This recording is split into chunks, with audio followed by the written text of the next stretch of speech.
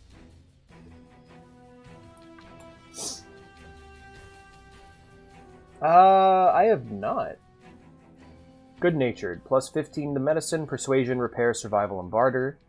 Minus 10 to big guns, small guns, energy weapons, unarmed energy Why did I put energy weapons in twice? I must have just copied it from the wiki, and they must have done that, because that's too consistent. Melee weapons and throwing. Bridget? Yeah, that's what I was referencing. You should send it to me, Blue, and I will add it to the fire pit. Heavy-handed. 20% plus 20% melee. And, just post it here in the chat, and I'll go ahead and throw it in the fire pit. Plus 20% melee and unarmed damage, but minus 50% critical damage for heavy-handed. Hoarder. Plus 25 pounds is added to your total carry weight, but minus 10% to all skills when total carry weight is below 160 pounds. Hot-blooded. Plus 15% damage when your health is below 50%, but minus 10 to all perception and agility skills. Jinxed. You, your allies, and your enemies now crit fail 5 points above the target's score. Add 5 for each party member that has this trait. Okay, so basically, the way that you crit fail in this game is you have to... I might change this, I don't know. But basically the way...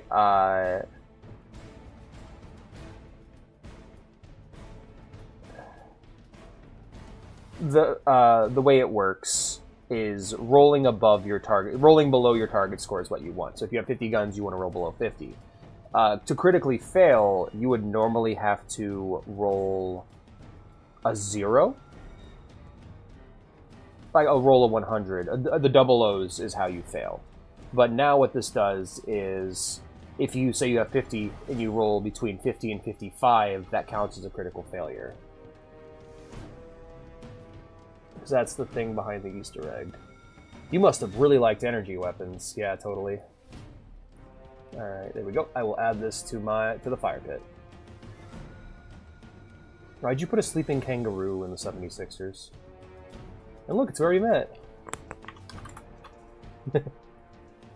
Green, throw it in fireplace. Throw green into the fireplace, let him burn. He'll be fine.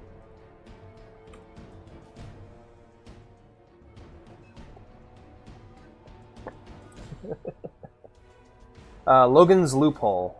Oh, yeah, Kamikaze is next. Kamikaze. Plus 25% damage, but no agility bonus to AC, which is fucking soul-crushing. Because you're basically naked, but the damage increase is insane. Logan's Loophole. Chems last twice as long and removes the possibility of becoming addicted, but the player's level will be capped at 30. Now, because this is classic Fallout, your level and your skills go up as high as you want them to. There's no upper limit. Loose Cannon. Minus 1 AP cost to thrown weapons, but minus 25 feet of range. Why is that a fucking thrown weapons thing? Thrown weapons and gun skill. I'm just gonna, yeah,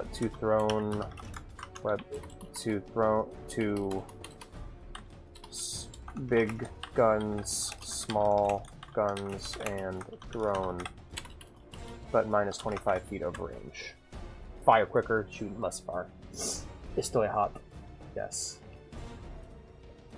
Night Person. Plus 10 to all skills at night, minus 10 to all skills in the morning. One-handed. Plus 10 to small guns, unarmed and throwing, but minus 30 to big guns.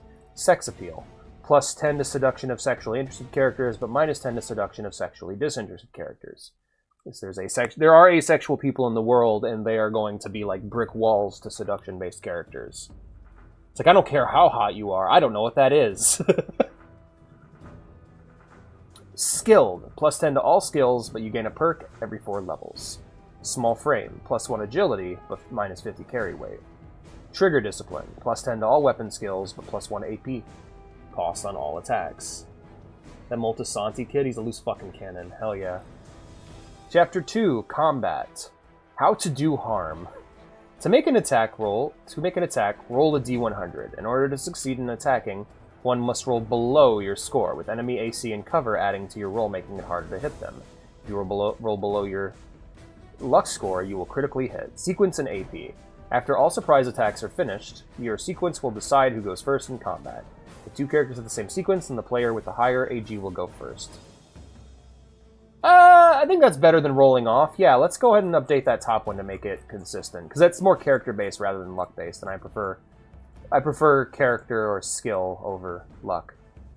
Now, where did I write that down before? I'm just going to type in roll off. There we are. Have the one with higher go first. The one with higher will go first if they have the same AG. They can roll off or decide who goes first if they are allies. There we go. Alrighty. What, do you just die after you hit 30, OB? Is that what you're saying? Movement. Every tile moved will subtract...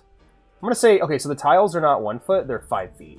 That's incorrect. So let me change that. Every 5-foot tile moved will subtract 1 AP by default.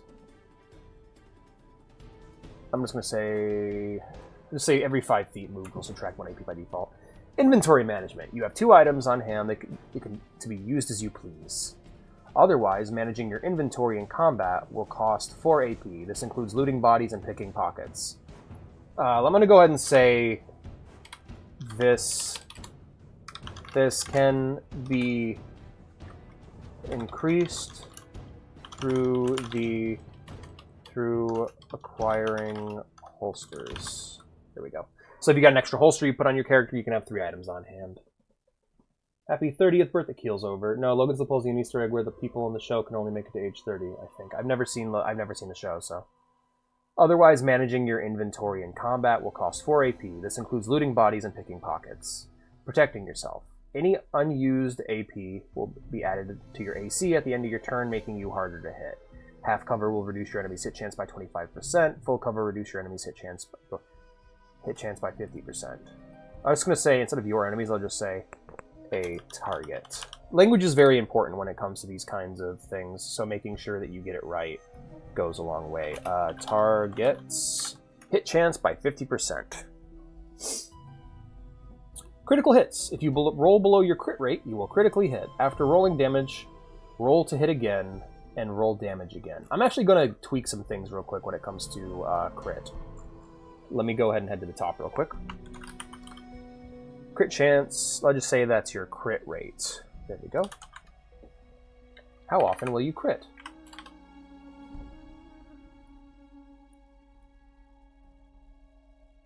And then we can just have crit rate be a skill now. Crit rate plus 3, but plus 3 crit rate. Critical damage, that's different. You, your allies, and your enemies now crit fail 5 points above the target score. That I will leave alone, because failures work differently than successes. You will critically hit. You will critically hit. Okay, there we go. If you roll below your crit rate, you will critically hit. After rolling damage, roll to hit again, and roll damage again. If you critically hit again, repeat this process and add the damage together. If the character keeps critting, they keep rolling until they finally don't. This can result in absurd damage, but the DM might take your dice. And then we add the bonus on top of that afterwards. Add any bonus afterwards.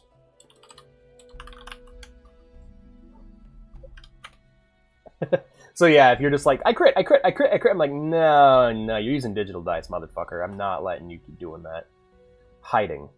Standing behind full cover or crouching behind half cover and making a stealth check, subtracting the enemy's detection score from your stealth score and attempting to roll beneath that number. If you succeed, then you will be hidden and the entire party succeeds, and if the entire party succeeds, combat will end. Yeah. He just eats your dice. Fleeing. If a character gets 15 feet away from all combatants, they can make a luck check. If they succeed, then they will escape combat. If the entire party succeeds, then combat will end. Start talking already! If a character wishes to negotiate their way out of a fight, they can try by making a 2 AP cost persuasion check with a negative 30% debuff. If they succeed, then a battle of words will begin. If they fail, then the fight will continue. And then you just have a conversation. And that comes down to negotiation, supplies, exchange, that sort of thing, whatever you want to do. Chapter 3, Life in the Wastes.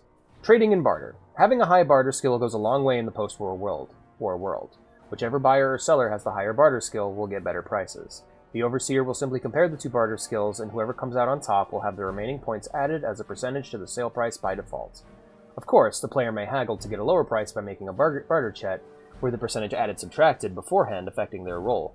But if they will succeed, they'll get a better price. If they fail, however, the merchant will keep the price the same or even raise it out of spite. That's a good and funny rule, right? Karma. While the wasteland is a cruel place, good and evil still has sway over the soul of your character. Doing good deeds will raise your karma, while evil deeds will reduce it. Here are some examples of karmic actions. Help a person in trouble, plus 10. Attack an innocent person, minus 10. Kill an innocent person, minus 3. Steal from an honest merchant, minus 10. Steal from a crooked merchant, plus 5. Run over someone's dog, minus 5. Run over someone's evil dog, plus 5. Kill a notorious bandit, plus 50. Join a notorious bandit, minus 40. Sleep with a notorious bandit, plus and minus 30. Disable a ticking nuclear bomb, plus 100. Sleep with a ticking nuclear bomb, plus 1,000. Detonate a nuclear bomb, minus 500. So there's a lot of different ways to change your karma in the game. There are many more besides this, but what they are and how much they affect a character is up to the DM. You are done. So there's this great rule. There's this great line in the Cyberpunk manual. I gotta find it and show it to you guys sometime. It's just like, if your players are getting too good at the game, just fucking kill them. Something like that in the Cyberpunk game manual. Actions of great good and evil will give you permanent karmic perks that will change your character. Berserker! Plus 10% to deception and intimidation check, and minus 10 to persuasion and seduction checks in town. When you left the town, they were all dead. Regardless of how this happened, it is known that you were the sole cause of this genocide. Player kills an entire town. Champion, plus 5% to all charisma-based checks. You have thwarted the forces of evil whenever they rise against the good people of the wasteland. So when people see you, they know that they are in good hands and that evil has a reason to be afraid. Vilified by 2 or more evil factions. I'm just gonna write disliked. Child Killer. Minus 25 to all charisma-based checks with non-evil characters. It is upon children who the love and hope of the future is placed, so to kill them is to deny the one thing that keeps the wasteland going. Not to mention, the people tend to frown on those who slay those that are so innocent and weak. Being known as a child killer has severe effects on your reputation. Kill a child. Nuclear bomb spoiler. Hey, I didn't write that. That was on the website. Grave Digger. I think that should be Grave Robber, not... Yeah, Grave Robber. Here we go. Minus 10 to barter with non-evil characters. They're dead. They don't care. They might not, but their relatives will. Your character earns this karmic perk after looting their first grave. Thank you. Decent people will find it harder to accept one who desecrates corpses for profit, although evil NPCs likely won't care. Rob a grave. Maid, man / woman. Plus 10 to all intimidation with non-gang affiliated and lower-ranked characters. This thing of ours may have been a secret once upon a time, but now the gangs of the Wasteland are well known, along with their soldiers, captains, and dealers. To be part of one is to inflict fear upon those who know better, and to teach those who don't to know better. How to know better. Don't to know better. Join a gang. Repairing. As you use weapons and armor, they will degrade. Typically, this equipment will degrade 1 condition point per use or per penetrating hit, but there are perks that affect this. At 100 to 75 weapon condition, there's no change to damage or damage threshold. 74 to 50% weapon condition, you lose 25% damage or damage threshold. 49 to 25% weapon condition, minus 50 base weapon damage and damage threshold. 24 to 1% weapon condition, minus 75 base weapon damage threshold. So yeah, basically that just fucks your damage and fucks how much you can avoid damage. They get negative karma for their job. Damn, past Alex don't know the difference between there, and there. Okay, so I've been working on these notes. I've been working on this for years, but all the notes were on WordPad. This document was started last week. Sorry, this document was started at the start of October. And I'm just copying and pasting a lot of shit from the wiki and tweaking it accordingly. Gear can be repaired by merchants for a price or by scrapping other equipment for parts. The player must make a repair check in order to do this. A critical success, the item will gain 2 times the condition of the scrapped item. A success, the item will gain the condition of the scrapped item. A failure, the item will only gain half the condition of the scrapped item. And a critical failure, the scrapped item is destroyed and no condition is gained. Right? Totally. Chapter 4, Advancement. And this just goes on and on. So, like, it caps at 21 here, but then we do equations to figure out what your XP requirements are after this. Characters get 3 plus 1/2 of endurance rounded down to their maximum HP total and 5 plus 2 times intelligence skill points to distribute among their skill points per level. Tagged skills get 2 times upgrade point per point spent. So, every, like, let's say you have a skill that's 1 to 100, every time you put a point into a tag skill, you gain 2 points instead. There's, yes. Perks. Action boy or girl. Action they, them. Now we're getting into perks, which this is what I'm currently working on. Your character knows how to make the most out of every moment. For each rank of this perk, the character gets an additional action point each combat turn. And then we have our requirements. Ranks 2, requirements, agility 5, level 12. Adrenaline rush. You have a fear of death that allows you to fight harder when you're wounded. When your character's HP drops below 50 of their maximum, your character gains a +10 to all strength-based skills. Animal friend. Your character spends a lot of time with animals. A lot of time. Animals will not attack one of their friends, unless the animal is threatened or attacked first. Awareness. You know exactly what is going on in combat. This perk gives you more information when you examine a critter. You can see their exact number of hit points and the weapon they are armed with, if any. Action friend. Yeah, right? How did we get here? Have radiation, poison, freezing, burning, electric damage.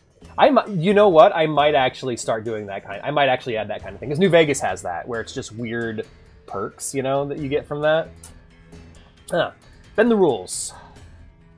With this perk, the next time your character gets to choose a perk, they could ignore all restrictions except for race. You rule. Better criticals. I'm going to go ahead and just replace that with species.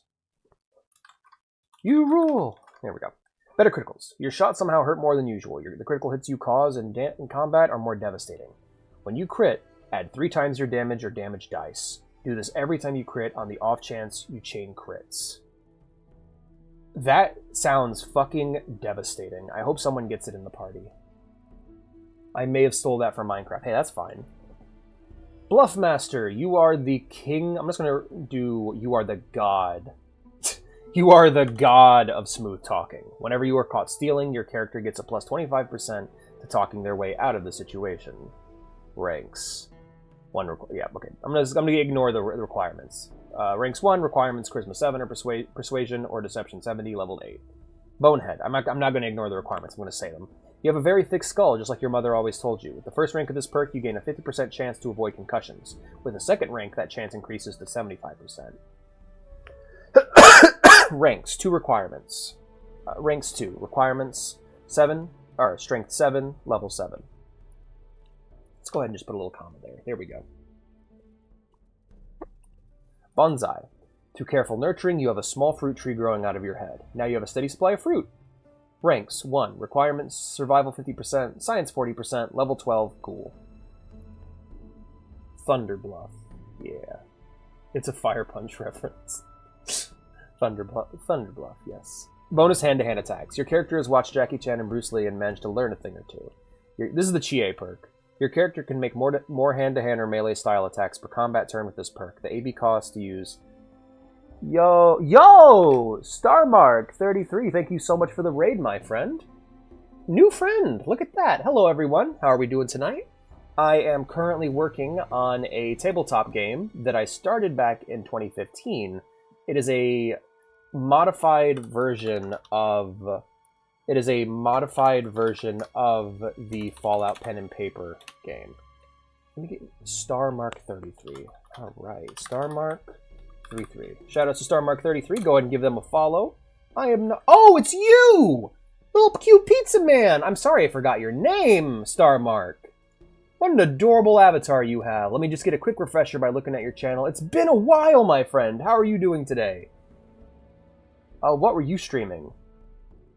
Dark Souls 3. Oh, wait a minute. What were you streaming? Do tell. You must tell me immediately. Checking your VODs. Filter by. There we go. Yep, looks like you were streaming Oblivion. Hello, how's the Fallout today? It's great. I'm not playing it. I am working on making my own Fallout. Fallout Michigan. My own tabletop version of Fallout. Using a modified version of the classic Fallout pen and paper rules. How are you today?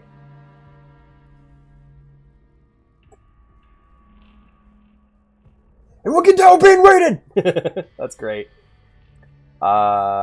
With this perk, the AP cost to use hand-to-hand or melee attacks is reduced by 1. 1 requirement.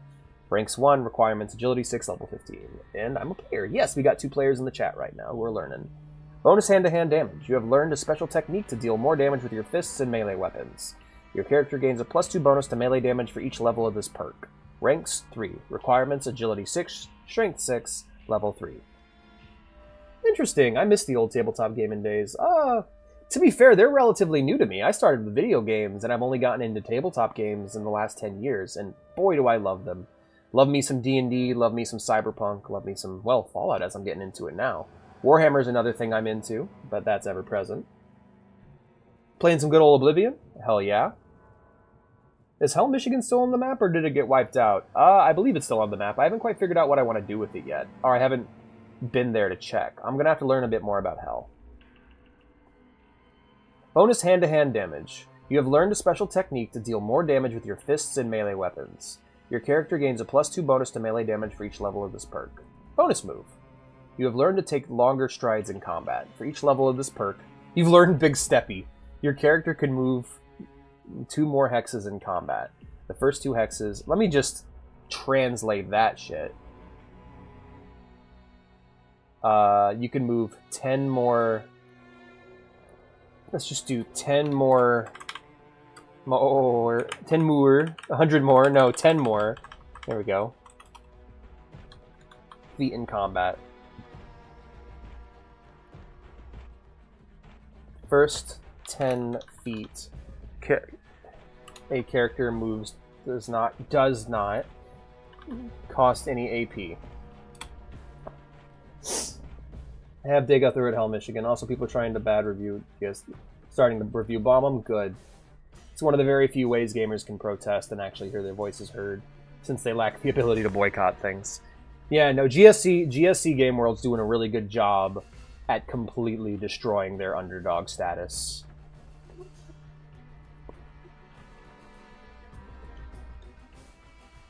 Bonus range damage. You know just where to hit to make it hurt more. Every bullet that successfully hits the target does +2 damage for each rank of this perk. Ranks 2, requirements, agility 6, luck 6, level 6. Bonus rate of fire. Your trigger finger is a little faster than normal. Each ranged weapon attacks cost one less AP to perform. Ranks 1, requirements, agility 7, intelligence 6, perception 6, level 15. Bracing. You know how to... By the way, for those who don't know, GSC Game World, the developers of the Stalker series, have begun to sue fan-made games that aren't even using their IP, but are just similar. So, shout-outs to them for being total scumbags. Also in scumbag game dev news, the reason why GTA 6 got delayed is because of union busting. So yeah, shout-outs to Rockstar. I would say the normal thing I say about game devs, where basically you guys are standing on the shoulders of people who are much better game developers than you, but y'all are all the same fucking people in the higher management who've just lost your touch. Remember when you put out fucking GTA Advance, GTA San Andreas, Manhunt, and the Warriors, and Manhunt 2 and Bully, all within a 2-year period? Remember how good you used to be? Do you, I bet, you think about that sometimes and just cry, you sick fucks. Maybe pay your fucking employees what they ask for. Red Dead 2's nice, but it wouldn't be... That game would be a piece of shit if the writing wasn't as good as it was. Sorry, just going for the throat. I apologize. Yay! That's awesome, Blue. Bracing. You know how to brace large weapons while you're standing. When applicable, you get a bonus for using a tripod just by holding a weapon in your hands. Rank 1. Requirement 7. Strength 7. Heavy weapons 80%. Level 4. The SCP one. Ooh, hell yeah. That's what I really want to play that one, so let me know if you get that one going. Break the rules. When you choose this perk, you may choose any perk next time, regardless of requirements or race. Ranks 1. Requirements Luck 6. Level 20. Brown Noser. You've learned how to suck up to your superiors. You get plus 10% to all charisma-based checks when dealing with an authority figure for each rank of this perk. Brutish Hulk. With this perk, you gain double the normal hit points when you go up a level. Ranks 1, requirement Strength 7, Endurance 5, Level 8. Cancerous Growth. The radiation has mutated you so badly that you thrive in the wastes. You gain a plus 2 bonus to your healing rate and can regenerate a crippled limb in 48 hours. Companies, when they lose people that make their games, for real. Ranks 1, requirement, strengths, less than 7, right? No. Huh. Strength needs to be less than 7. Okay. Yeah, strength needs to be less than 7, level 6. Cool. Cautious nature. Your character has learned to be wary of the world around them. Their detection skill gets a 10% bonus. Ranks 1, requirements. Perception 6, level 3. Comprehension. Looks like all those study skills courses paid off. With this perk, your character gains 150% of the normal number of skill points earned when reading educational books. Books that normally give you 10 skill points now give you 15. Ranks 1, requirements, intelligence 6, level 3. Crazy bomber, crazy bomber. Your luck with explosives is legendary. Characters with this perk who fail to set an explosive properly will know immediately, and that explosive will not go off or detonate. It'll be reset, so the bomber can try again. Okay. I don't know why Holy Diver popped into my head. Lurk for foodie foods. Go get your foodie foods, friend. Don't eat pizza, that'd be cannibalism. Or cheese. Yo! Thank you so much for the follow, my friend. How are we doing today? Hello! Hello! Demolition Expert. Your character has learned how to handle explosives like a pro. For characters that like to blow things up, there is nothing better than this perk. Explosives set by this character do 50% more damage and will always detonate on time. Ranks 1. Requirements Agility 4, Traps 90%, Level 9. Die Hard. You won't go down without a fight. When your hit points drop below 20% of your maximum, you get an additional 5 damage threshold to all types of damage. Ranks 1. Requirements Medicine 40%, Endurance 6, Level 2. How are you doing today, friend? Your character has developed into a slippery little rat. Dodger, sorry. The character has developed into a slippery little rat. This perk will lower your character's chances to be hit in combat. Armor class increases by plus 5 for each rank. Ranks 2. Requirements Agility 6, Level 9. Driving City Style. Your character has picked up some aggressive driving techniques. They get a 30% bonus to pilot skill. And any rolls against stats made behind the wheel get a plus 2 bonus. Ranks 1. Requirements Perception 6, Agility 5, Level 9. You want to know what makes you a demolition expert, or Blue? Drunken Master. As a child, man, you could make a lot of TF2 characters with these rules. As a child of the bottle, you fight better when you are drunk. You will receive a 20% bonus to your unarmed skill when under the influence of alcohol. Earlier sequence. Your character will be more likely to move before other characters and critters in combat with this perk. Each rank of this perk increases the character sequence by plus 2. Educated. Every rank of this perk will add 2 skill points when your character gains a level. Ranks 3 requirements, Intelligence 6, Level 6. I always get notifications from the Spacebar Discord, and I got curious. Oh, hell yeah, you're from Spacebar? Well, it's good to see you. That's fantastic. Yeah, today I am working on rules for my Fallout tabletop game. My own version of the Fallout tabletop game, that is. I'm adapting the classic Fallout Pen and Papers rules to be a bit easier to work with, and for a D&D 5th edition audience, myself and my friends. Characters with faster healing just plain heal faster. For each rank of this perk, your character gets a plus 2 to the healing rate statistic. Flower Child. With this perk, you are much less likely to be addicted to chems, 50% less likely actually, and you suffer 1/2 of the withdrawal time as a normal person. Fortune Finder, plus 10% money from containers and corpses. Gambler, This perk adds a one-time 20% to the gambling skill. Ghost. In areas of darkness or at night, characters with this perk gain 20% to their sneak skill. Are you adjusting every stat by hand? It sounds like a lot of work. It is, but I think it'll pay off in the end, you know? Harmless. Your character's innocent demeanor makes stealing from people a little easier. This perk grants a 20% bonus to steal. Ranks 1. Requirement steal 50%, karma less than 49. Or, yeah, karma has to be greater than 49. Level 6. I love this song. This is, yeah, Beyond the Canyon. It's the map theme. Healer. Each rank of this perk will increase the number of hit points healed by the use of first aid skill by 10 points. 2 requirements, perception, and... Yep, ranks 2. That's awesome. So I don't actually know what you're actually doing, Lamau. Okay, for those who don't know tabletop role-playing games like D&D, if you've ever played Pretend as a kid, or if you've ever role-played as an adult, pretty much all D&D and tabletop RPGs do are they add numbers and rules to decide who wins in a fight, or what they can and can't do. Like when you're writing a story or you're performing a story with people, and there's nothing, and it's a story that isn't pre-written and it's all improvised. There needs to be things that decide whether or not the person succeeds or fails, and that's where skill checks, dice rolls, and all these numbers come in. Every character in a story like this has stats that govern what they can and can't do, limitations, so that you don't have any characters that are purely overpowered or underpowered. I'm on to YouTube. Educate poor Unc, please. Yep, so basically it's just pretend or role-playing, but with numbers attached to fix the problems that come with pretend or role-playing. Like, I'm sure we've all had those situations on the playground where we're playing pretend with somebody and we're doing a pretend fight and we want to win and the other kid wants to win and you guys just end up arguing until you have an actual fist fight.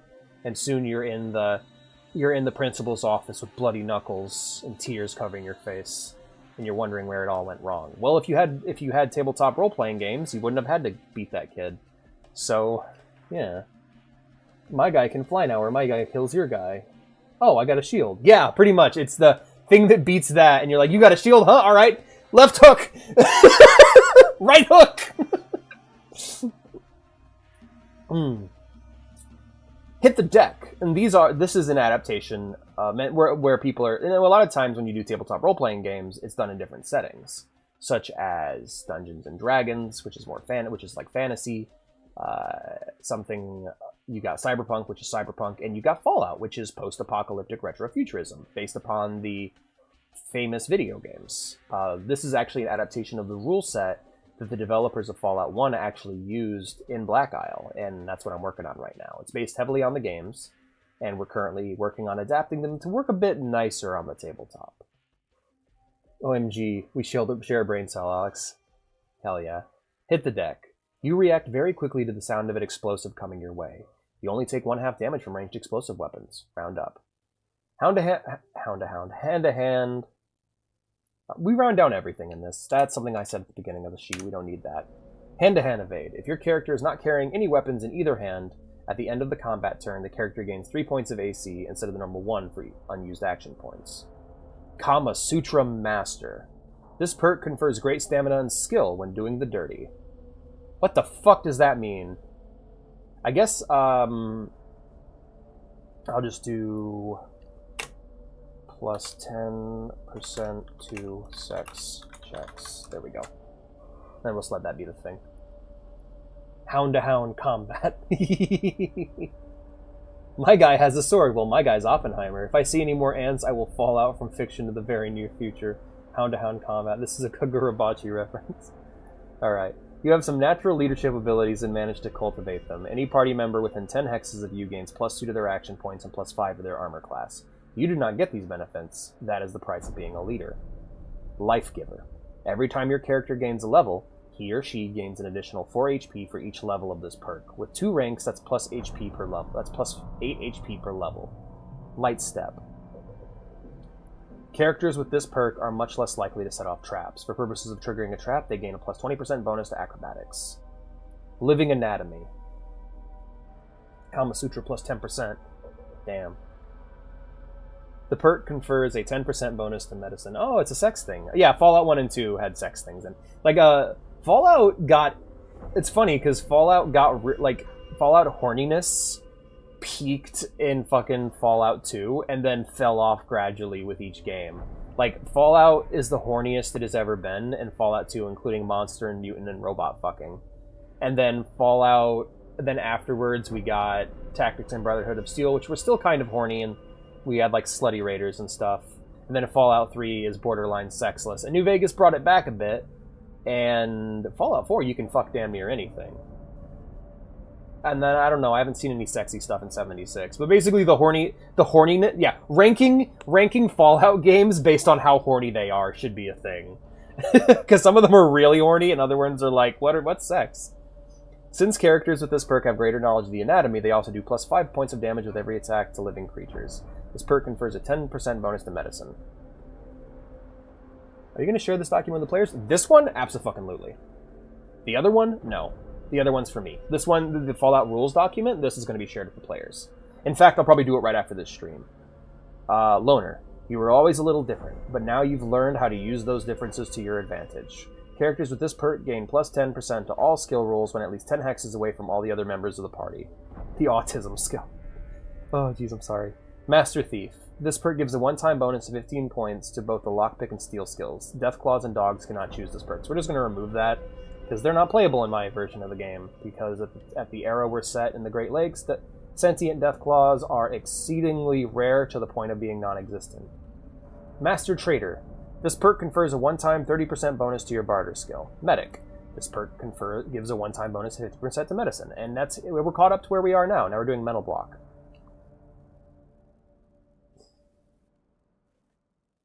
Oh, I was joking about the notes, you guys. I just thought this was kind of scholarly. That's why here we go. Let me just...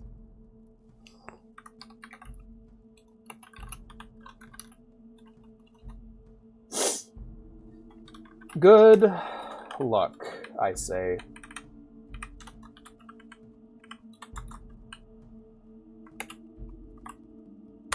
Here you go.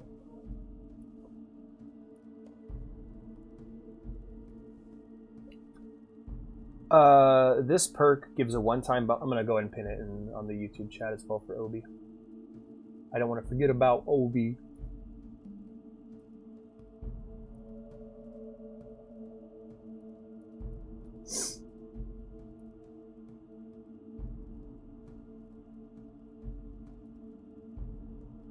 I'm on the YouTube. There we go. Here's the rules so far. If you guys want to start planning shit out or whatever. Pin message. There we are. Cool. Shit's been pinned. Alright. Now we're caught up to where I was. That was all just me going over what I've got so far. Alright. Mental block is the ability to... Now, any outside mental interference, you must have learned this talent from a passing guru. Or from a really late night at the bar. For purposes of determining range in combat and finding traps only, your character's perception is raised by 1 to the racial maximum. And so for this one, we are going to make some changes here. So we'll go ahead and copy and paste it first and foremost. So first thing we do is we copy paste. Then we adjust the formatting right here, mental block, boop-a-doop. And for only your character's character gets a bonus to guns, gets a, let's say, another 10% bonus. So yeah, basically these are going to be stacking up over time to make your character big guns, small guns, and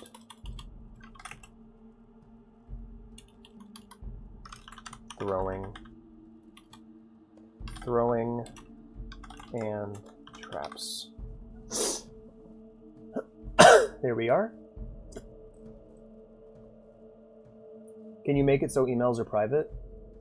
Oh, what? Huh? No, it should be... Oh, shit. All right, yeah, let me tweak that then. I'm sorry. Let me turn off screen share for a sec here while I tweak this. Look on the web. Share.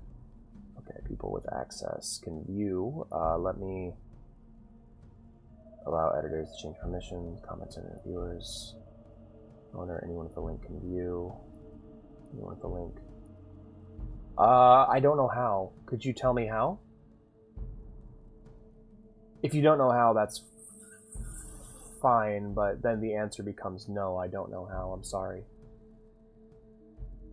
Let's do viewing mode. What does that look like? Viewing mode, editing. Yeah.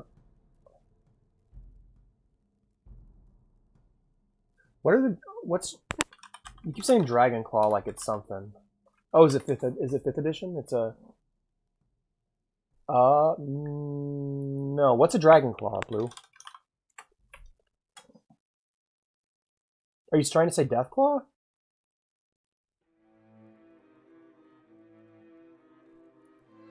Yeah.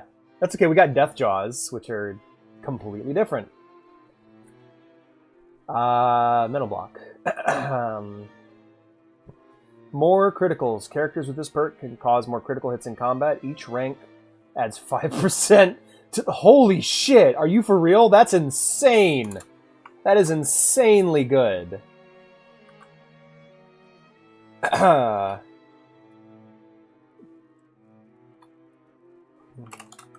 That is busted, man.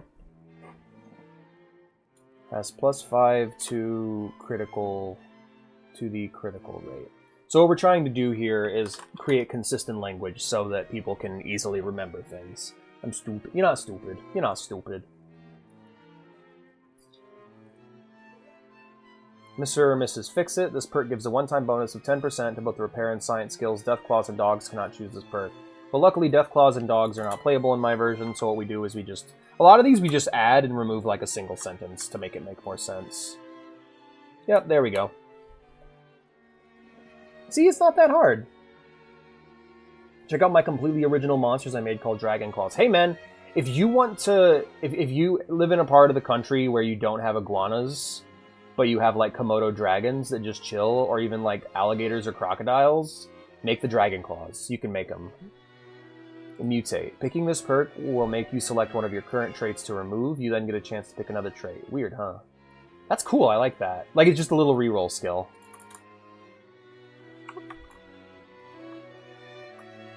Also, if you're wondering what this music is from and why it doesn't sound very Fallout, it's from Arcanum of Steamworks and Magic Obscura, which is a steampunk fantasy game made by the creators of Fallout in the same engine, and it basically plays like a Fallout game while being in a completely different world. Mysterious Stranger, there is a chance... When you select this perk, there is a chance, 30% plus 2 times luck, that your character will gain a temporary ally, but only in random encounters. The GM will choose that ally.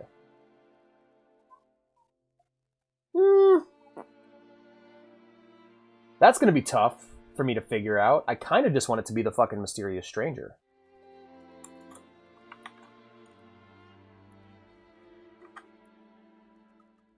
But, fuck it. We'll leave it be for now. That one looks good. I don't think Komodo dragons live in America. Damn. According... even if he's wrong, Obi has now changed reality. Komodo dragons are all gone. I hope you're happy, Obi. Roger the Negotiator. This perk gives a one-time bonus 10% to speech and barter. Deathclaws and dogs cannot choose this perk. There are no Deathclaws! They don't exist. Dogs do, though. Then again, I don't know why people would want to play as... I mean, hey, if you want to play as a fucking dog or some other race, let me know. We'll figure something out. Your character can see better and much better in darkness when you select this perk. Negative modifiers for dark conditions are reduced by 50%. Must be all the carrots you ate. What was the... There was a thing I remember there was like a movie or a cartoon or something where someone used carrot juice to make night vision goggles. I don't remember, though. Obi is Orc. The universe is what they think it is. Yeah, totally. Orc-B. Pack Rat. For each level of this perk, add 10%, add 10 pounds to your carry weight statistic. God, I love the music for Arcanum, by the way. Is this the same fucking... It's just playing all Arcanum music now, right? Alright, we're gonna go ahead and reshuffle the playlist. YouTube playlist sucks so bad. I think it's because they want people to use YouTube music, and I'm not going to. This perk reduces travel time by 25%. Shit. You must have a knack for finding those old trails and roads. Oh, by the way, if multiple players have the same perk, it does stack. So, you know, choose wisely.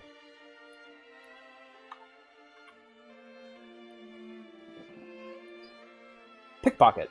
Characters with this perk gain 25% bonus to their steal skill for the purpose of stealing from other characters or NPCs.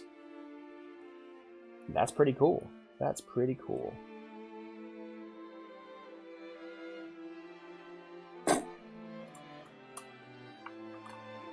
What corner of fucking Twitter are you on, dude? Oh, man. God, this music makes me fucking ascend. I love the Arcanum soundtrack so much.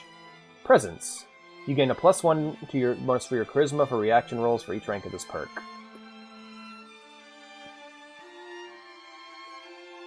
I'm going to say that's not to charisma, because again, I want to leave the base skills alone since they're being fed into equations and formula and stuff.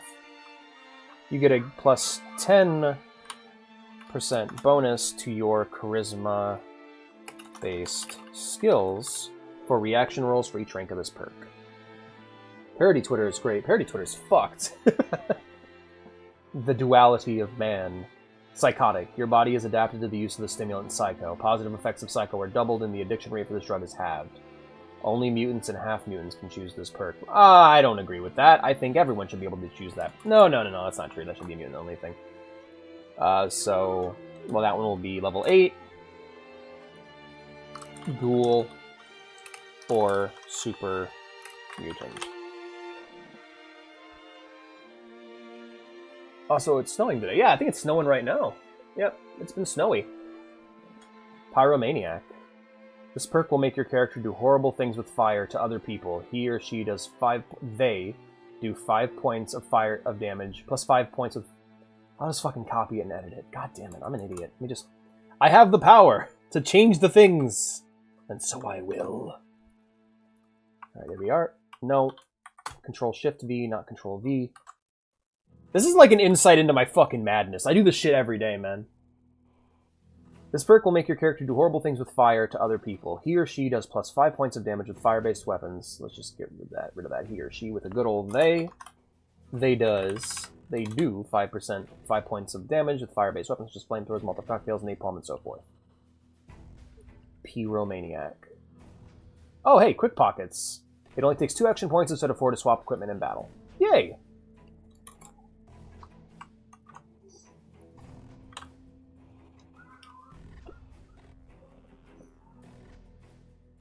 Quick recovery. They does. Thumbs up. It only costs you 1 AP to stand after being knocked down.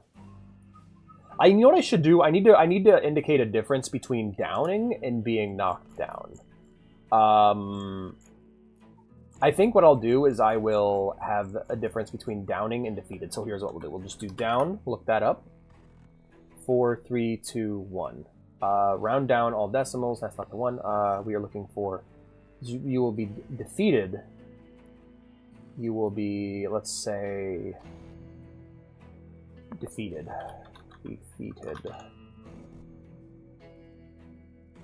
You will be...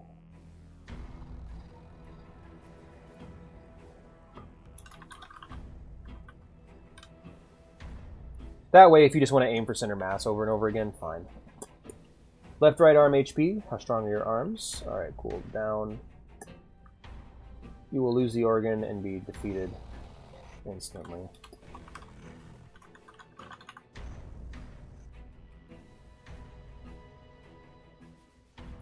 Yep, so this is an instant down. We'll just have down replaced with knockdown. Y'all know that duck that walked up to a lemonade stand? Yeah, I'm following him. Rounded down. Rounded down. You won't go down without a fight. Round down all decimals. Instant knockdown. Alright, cool. Okay. Just want to make sure we got that right.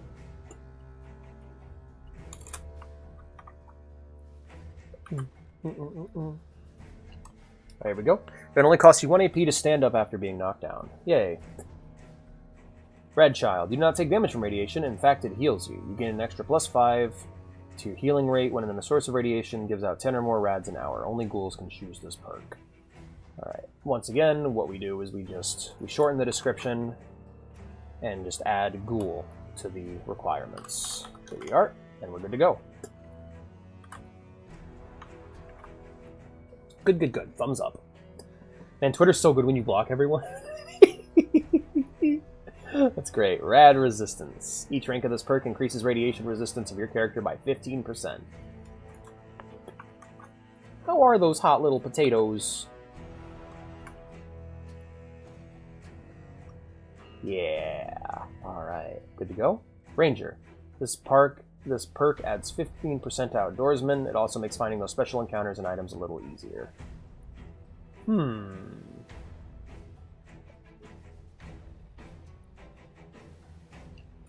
Does it now? I don't like how it does that. It'll describe something in hard numbers and then it'll go, "Hey, it also does this thing." And I'm like, "What does that mean?"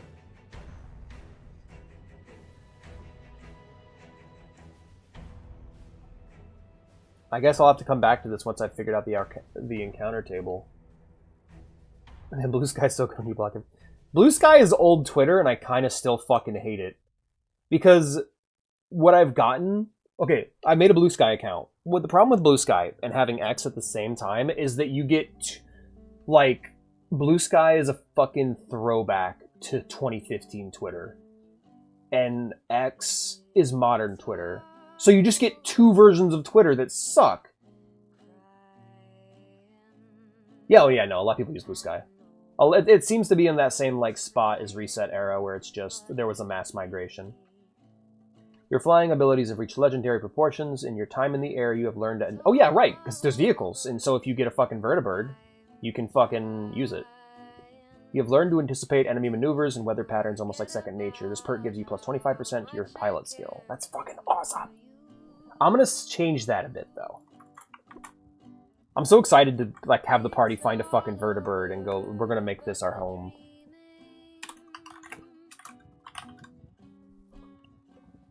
Little dreams keep trying to come true. It's all over but the cry. My voice cracks always at that part. Hide of Scars, hit the deck, here and now, heap ho, harmless gun, boat. There was a fucking boat-based one that I wanted. Also, I ditched all these perks because they suck. The ones that are just get more stats. Drunken Master, Driving City Style. Yeah, okay, there we go.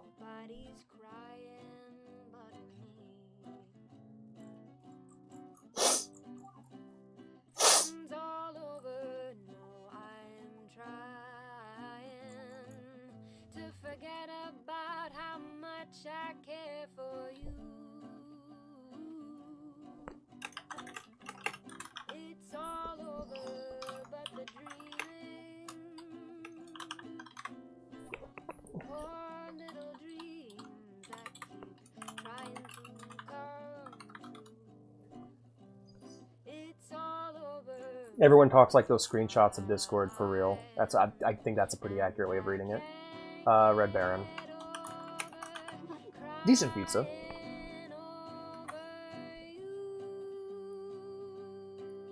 Alright, Road Warrior. Mad Max doesn't have a thing on you. You learned how to drive and shoot at the same time. You do not suffer any penalties when driving vehicles and making attacks at the same time. Damn, that's good. That's fucking awesome. Just gonna get rid of that first part because that's cringe. There we go. I think just the name Road Warrior is enough. Salesman. Your characters become a better salesman of this perk. Plus 20% of the barter skill, Death Claws, and Dogs cannot be salesmen. Says fucking who? Says fucking who?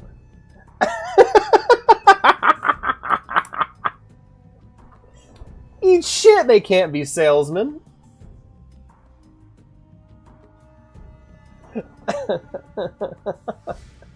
Scout. Your characters can see further in the wilderness. Actually, there's a thing I was supposed to change that I forgot.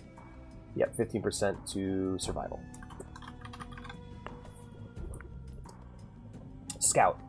Your character can see further in the wilderness. Maps are easier to read, and it's up to the GM to determine exactly how this works. Thanks, asshole!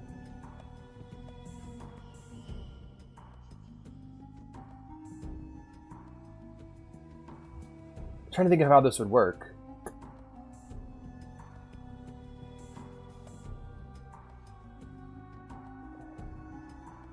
Fuck it.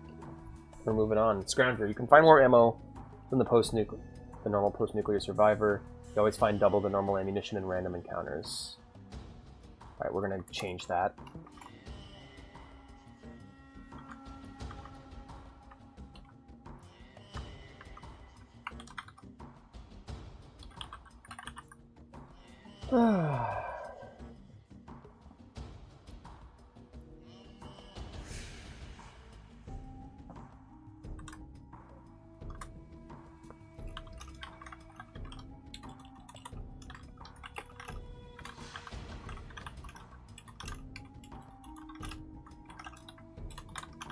There we go.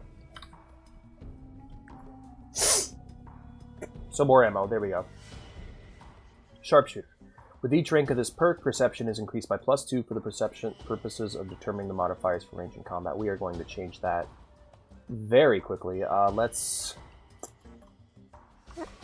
Sharpshooter. We're going to tweak that.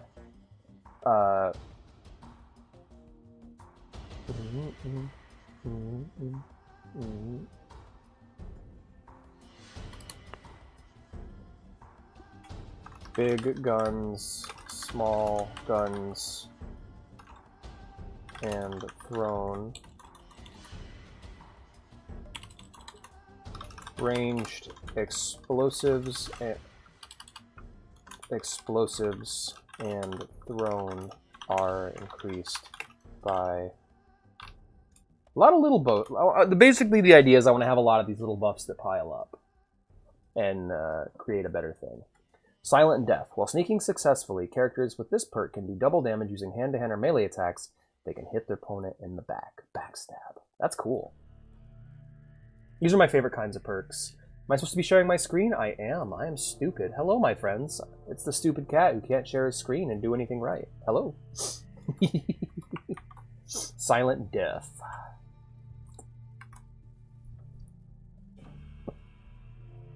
Silent Running. This perk allows characters to run and sneak at the same time. I don't think we need that one. Still cool, though. Actually, yeah. Yeah, but it doesn't really work in this case. You know?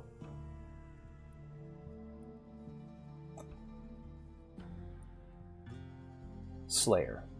The Slayer walks the earth. In hand-to-hand or melee combat, character of this perk do critical hit without a successful roll against luck.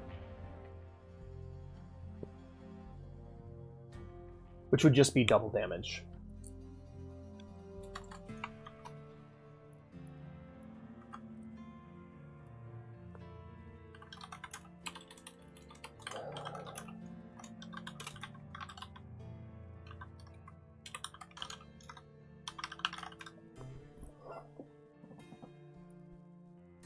Slayer is such a good fucking perk, by the way. That like perk carried me through Fallout 2. Smooth Talker. Each rank of this perk will increase your intelligence by +1 for rolls against that stat when attempting to smooth talk NPCs. Just again, plus 10% to all charisma based. Let's just copy that in and get that set up. Smooth Talker.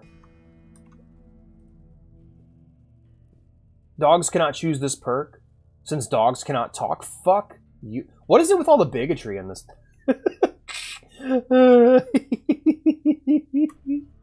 Rolls against that stat when attempting to smooth talk NPCs. Alright, so now we pop up back to the top and we find my little stack of skills and find out what stats we're talking here.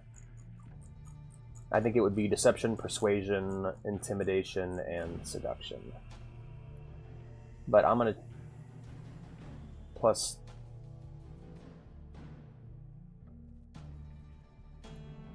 your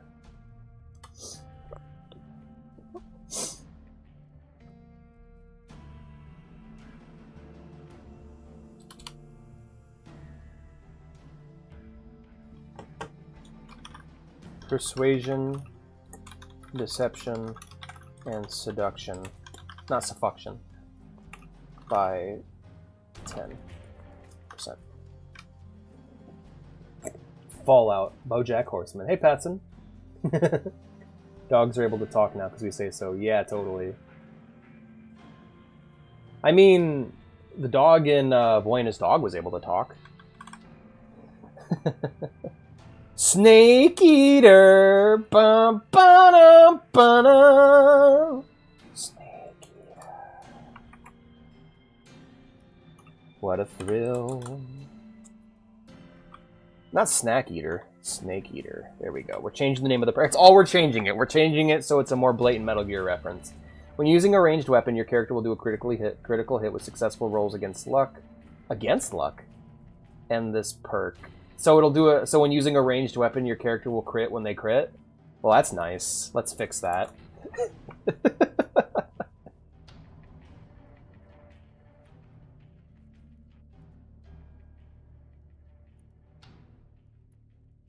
Deathclaws and dogs cannot choose to be snipers. We're just throwing Crying Wolf under the bus, huh?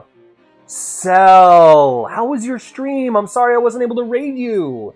Thank you so much. Hello, everyone. Welcome to the Fallout Pen and Paper roleplay stream, where I'm trying to adapt the old Fallout Pen and Paper rules to something a lot more simple for my D&D 5th edition brained group, including myself. Hi, Cell! We got lots of stuff going on.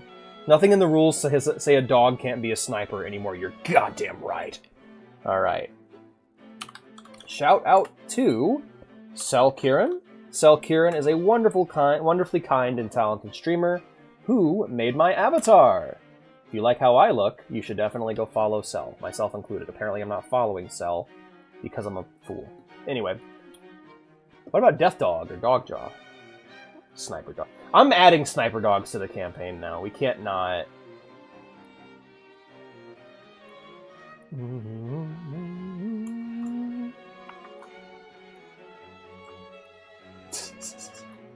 Bonus 20% to the persuasion skill. Deathclaws and dogs cannot. I'm sick of this shit. Hell yeah. You said you were gonna raid me, but I raided you back. Hee. You got me. Damn.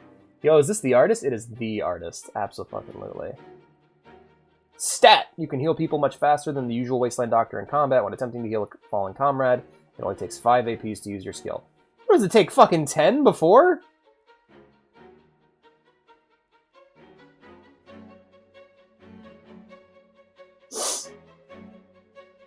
What did it take before? 6?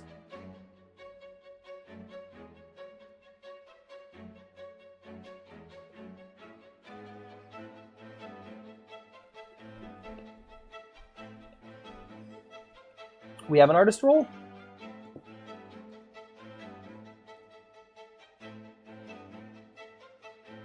I don't believe we do. I believe I should probably make an artist roll, huh?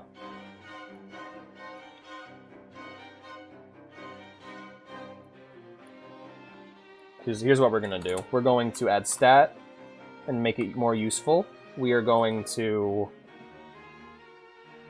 It takes half AP to use your skill.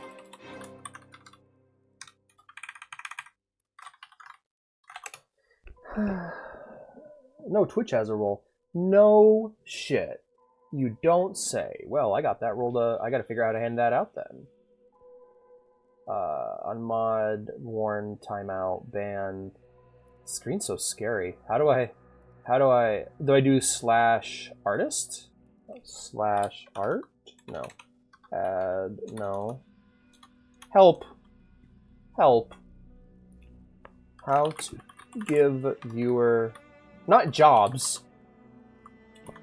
Artist. Roll Twitch.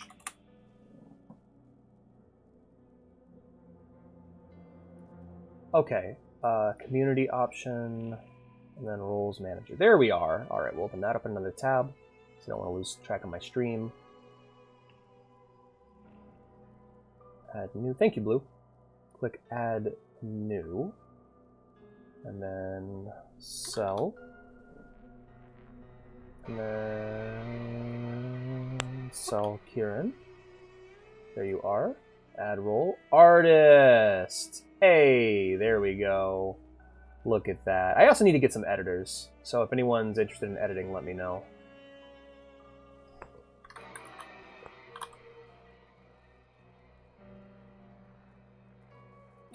Mystics always changing their names, so they're hard to keep track of. But I'll give Blue the artist role too. Well, next time Mystic shows up, I'll give them the role. Because they're always changing their names, so making it, like... I feel like they intentionally alter their name to make it hard to search. It's worse than band viewer giving a viewer a job. For real, for real.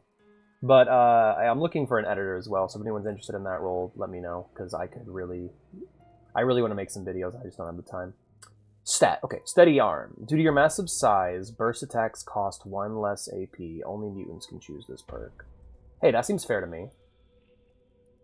But also, we don't know how burst works. So yeah, we're gonna have to do some... Definitely gonna have to do some research and establish some rules.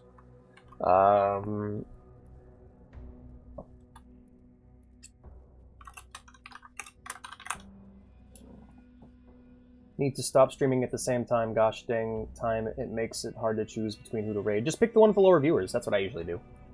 I always, whenever I raid a friend, I raid whoever has the least viewers. If your character is about to be knocked down in combat, you can roll a percentile die and has a 50% chance to avoid that fate. Alright, we are going to change how that works, that's for sure. Strength.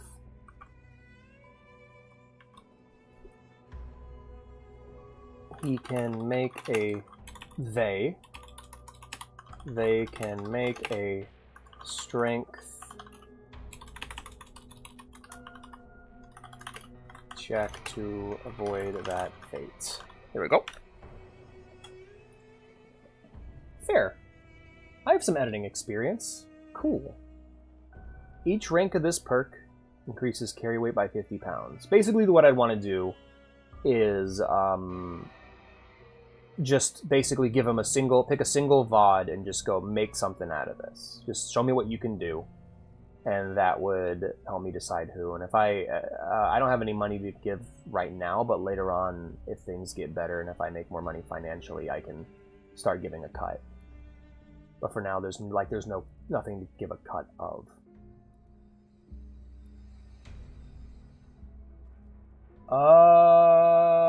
Isn't paid for, and that doesn't use a watermark. Oh, I use a Sony Vegas. I can link you what I use to get that for. To acquire that free of charge with no watermark. Each rank of this perk increases carry weight by 50 pounds. Simple enough. Enough said. We're moving on. God, there's so many of these. Oh, we're almost done. Okay. I was gonna say there's so many.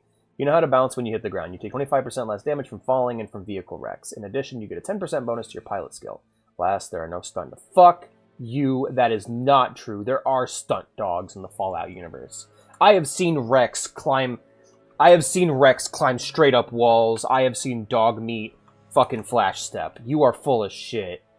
There are stunt dogs in the Fallout universe. In addition, you get 10% bonus to your pilot skill. Alright, cool. Survivalist.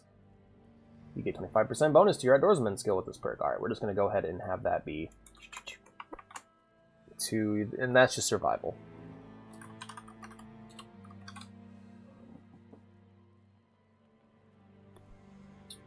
You know, I don't... For Christmas, I'm hoping that the Warhammer month goes well. That's what I'm hoping for Christmas. I'm hoping to make it to the end of the year without being afraid or in debt. I want to get a single present for Vey. I want her to get a single present for me, and I want to have a nice Christmas dinner with my wife. And I want to get the girls toys. That's what I'm hoping for Christmas. Hoping Warhammer month goes well. Hoping I'm able to play some good games, have fun, get a bunch of new people into Warhammer. Very excited. And keeping my home would be a nice bonus. Swift Learner. For each rank of this perk, adds an additional 5% round up to your character's experience when he earns them. For example. Okay.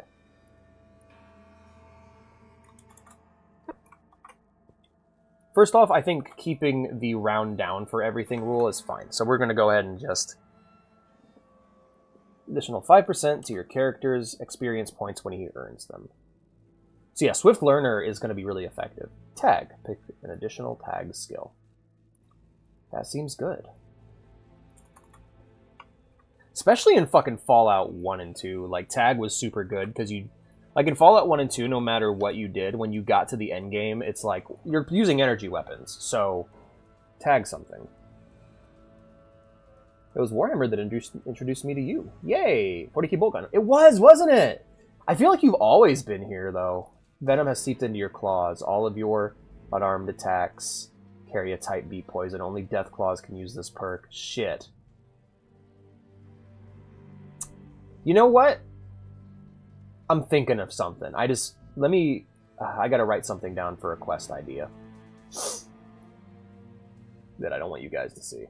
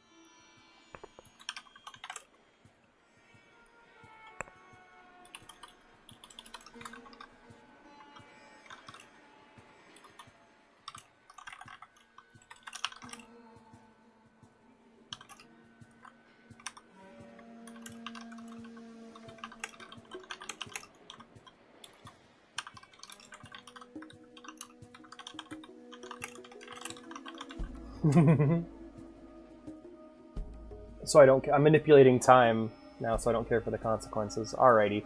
I think I might have a solution to our Deathclaw problem. That's all. Right? For real. I don't care for the consequences, so I'm just going to ignore them. Alrighty. Team player.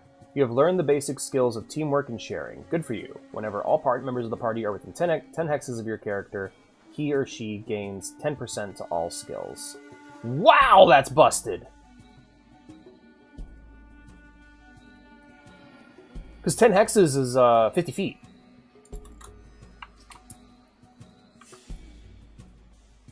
Because each hex is 5 feet, you know? Within 50 feet of your character. Yeah, that's really overpowered. I look forward to seeing how busted that is.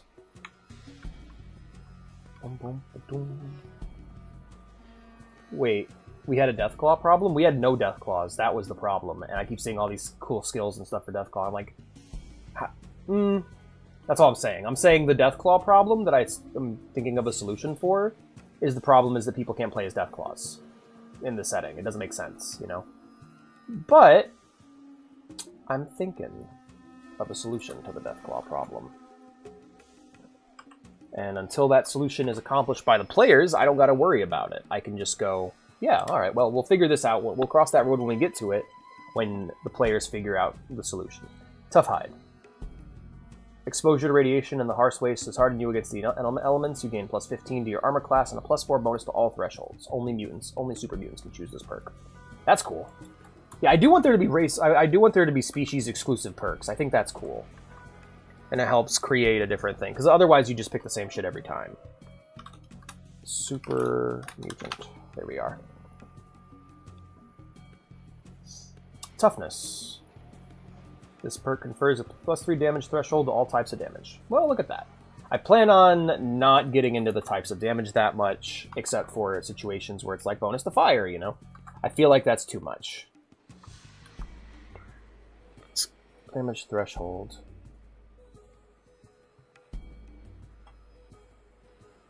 There we go. +3 DT. Tunnel Rat.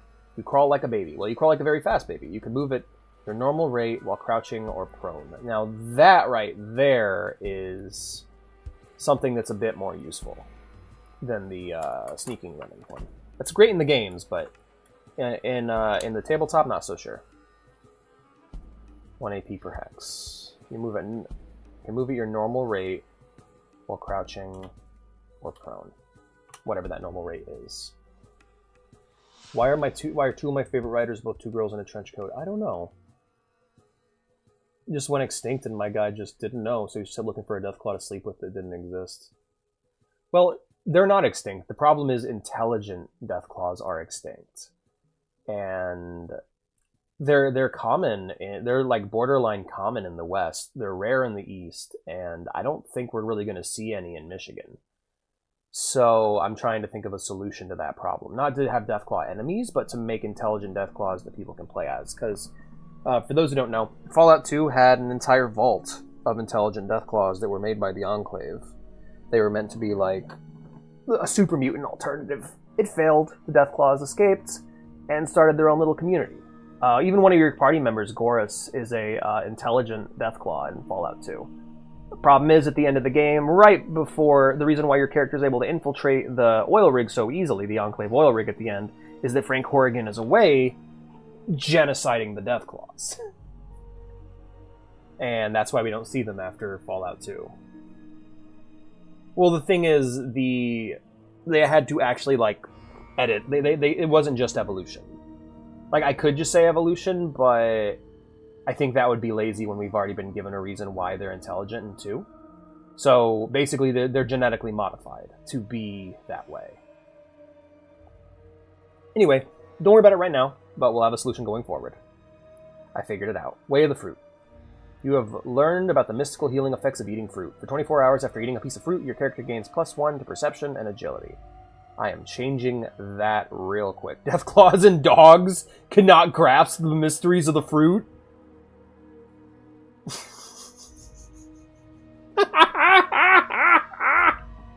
That is the stupidest I think. Like, well, first off, why the fuck not? Second, what the hell?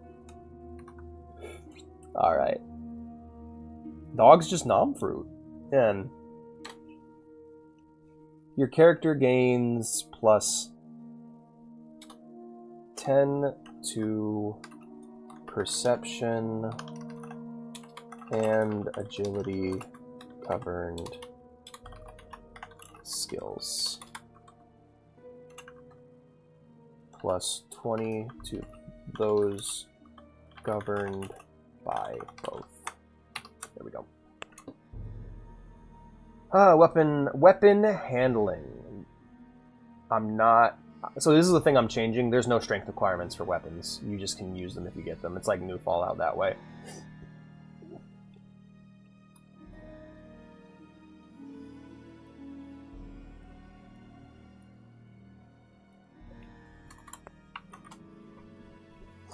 Web crawler. Like pre-war superheroes, you can climb office buildings and cliffs where most others would fail. This perk gives a +30% bonus to your climbing skill per rank. There is no climbing skill, so this would be an athletics check. Athletics when climbing per rank.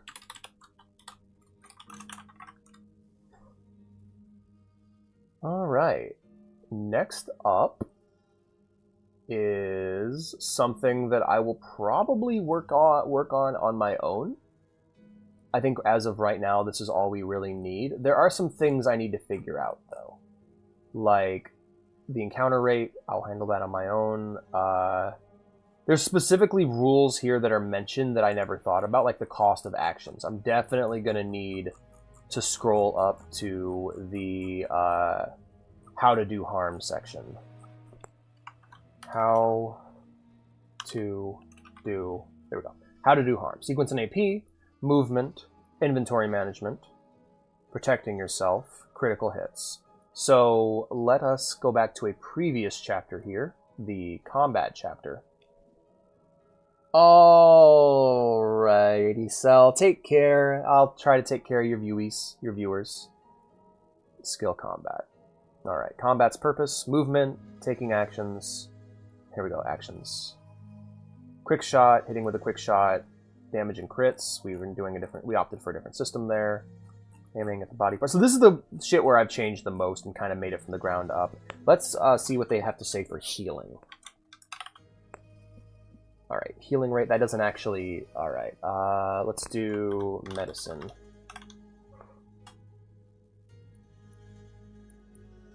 Nope. Okay, ending combat, talk or bribe, how crippling relates to health, quick shots, inflicting damage and criticals. Maybe it'll be in a different chapter. Maybe it'll be in Life in the Wastes, perhaps. Karmic, renown, reading books, one place to another. Oh, these are actually really useful, breaking down doors and stuff. I'm going to go ahead and just say that this shit... you know, let's actually check random encounters. I'm curious about that one. Numbers, specifically. Okay. Yep. That's not quite what we're looking for here. Healing is what we're looking for.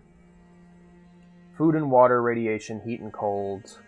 recovering from radiation. I'm mainly looking for... Because they... Okay. You know what's a really quick solution to this?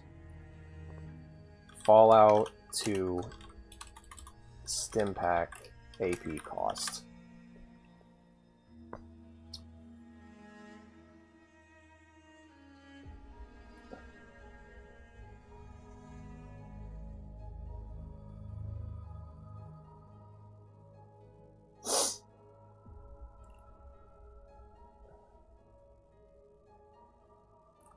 Two AP. So yeah, it would cost 1 instead of 2. Alright, then that solves that problem. Medicine check, I will say, cost... I would say that, like, skill checks in combat cost 2.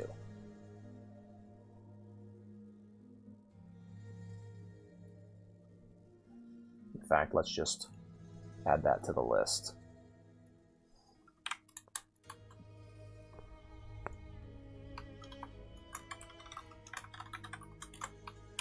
Skill checks such as actions such as kicking in a door or vault or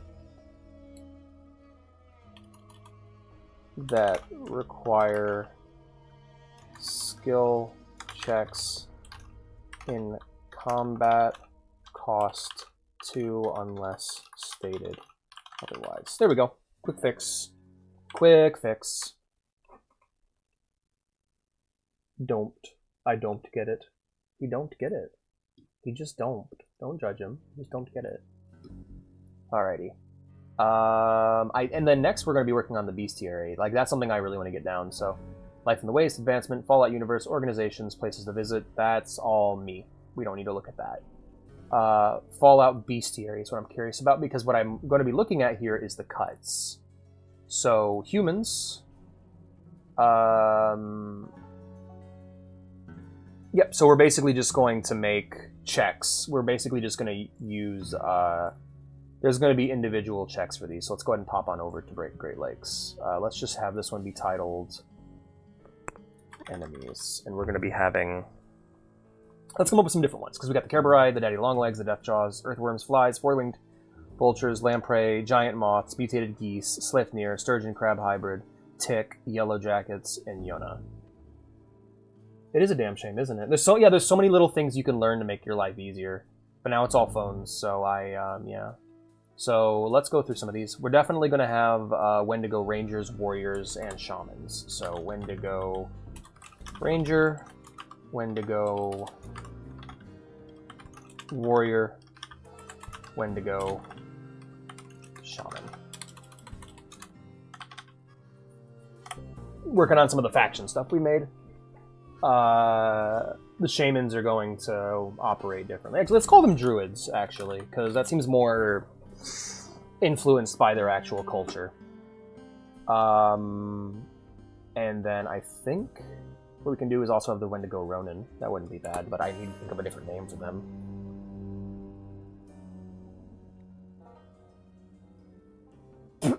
What? What does that mean? Wendigo Berserker. Trying to think of cool enemy types for each faction. Starting with the Wendigo because they're cool. And then we have the GR. Let's take a look here. Wendigo Nation. Water Barons. So that'd be the GLSF. Great Lake Security Force. So GLSF Trooper would be one of them. EFG. GLSF Trooper. GLSF Commander.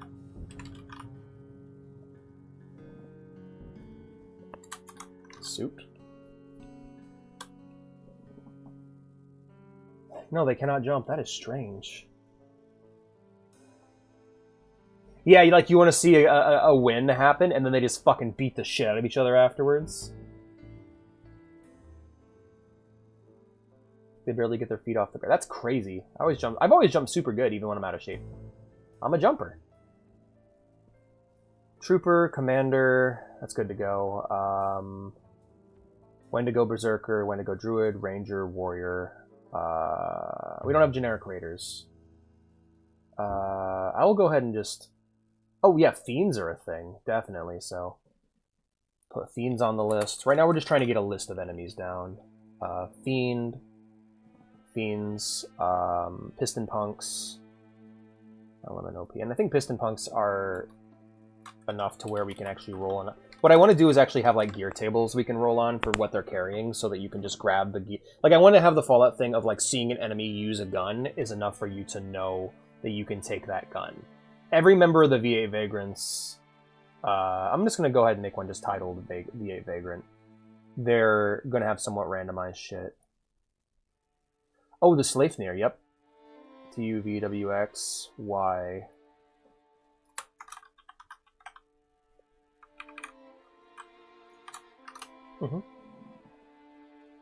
What was the sturgeon population like before the Great War? I'm guessing, pretty endangered.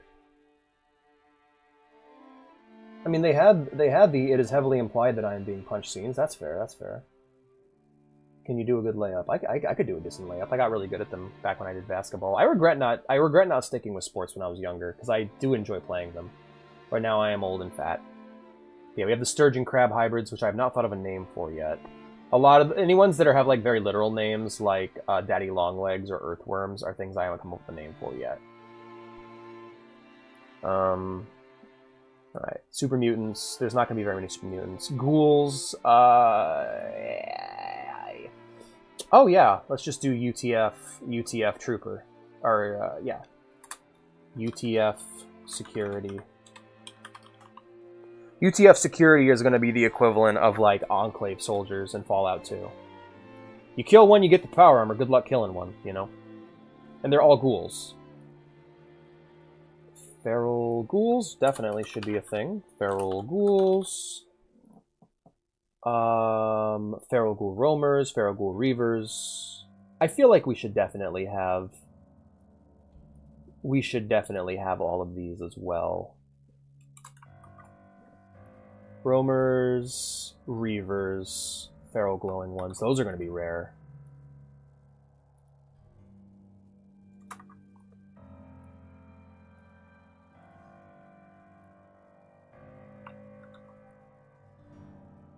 And most of the ghouls are going to be towards the south, coming from more irradiated areas. Or they're going to, like the southeast, you know. Rats. We don't really have a lot of rats here in Michigan. We don't have mole rats at all. I'll just say we have rats, but we don't have mole rats. Giant rat. And rad rat. Let's do giant rats, because the radiation's somewhat low, so.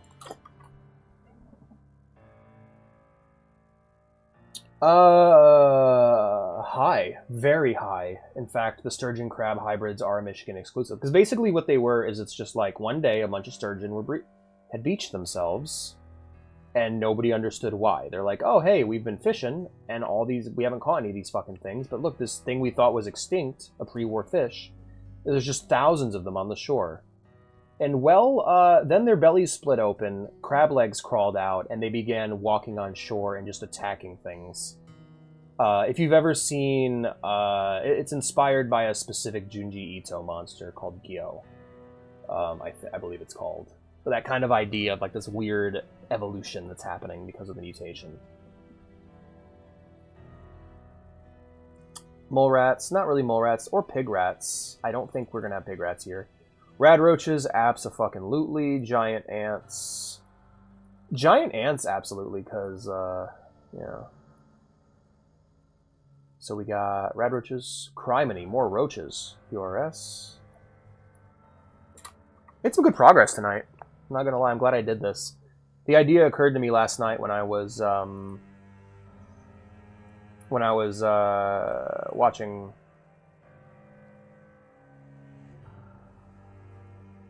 Frankenstein. I'm just like, oh yeah, I should do like a game jam type thing. That'd be a fun thing to do, and then we can just stream the sessions when they come around. I'm gonna need to get another admin. I'm gonna need to get an admin who's not in the game though to actually be an admin and talk to chat while I'm playing, because I gotta really focus and I won't be able to talk to chat much. All right, I'm gonna go ahead and recontextualize bloatflies as horseflies. So we're just gonna call them flies and go from there. Now, Brahmin herding is... Oh, man. It's tempting, because Brahmin... Cows are definitely a thing in Michigan, and Brahmin are less likely. And absolutely... They'd absolutely be there because of the influence of the NCR. I was thinking Ghost. If he's interested, I'll do it, but not until it's necessary. I like to keep my admin list low. Add all the flies. Let's go ahead and move this tab here and kill it for now while we work on this tab instead. Brahmin. Beaverton. Now the question is, am I going to have the restraint to not add Beaverton to the campaign in some way, shape, or form? Yes. Okay. No aliens, no floaters, no flailers, no centaurs, no rad scorpion. Wolves are abso-fucking-lutely a thing. Because there's the Kerberai, there's the wolves, then there would be the dire wolves as well.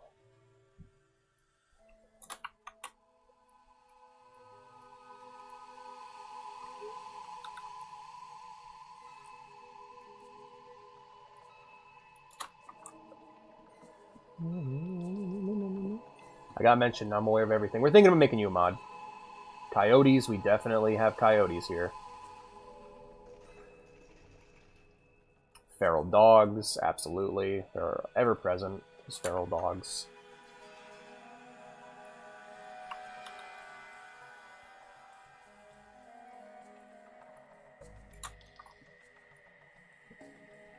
What's happening in Upper Michigan? Dude, that's where the Wendigo nations live.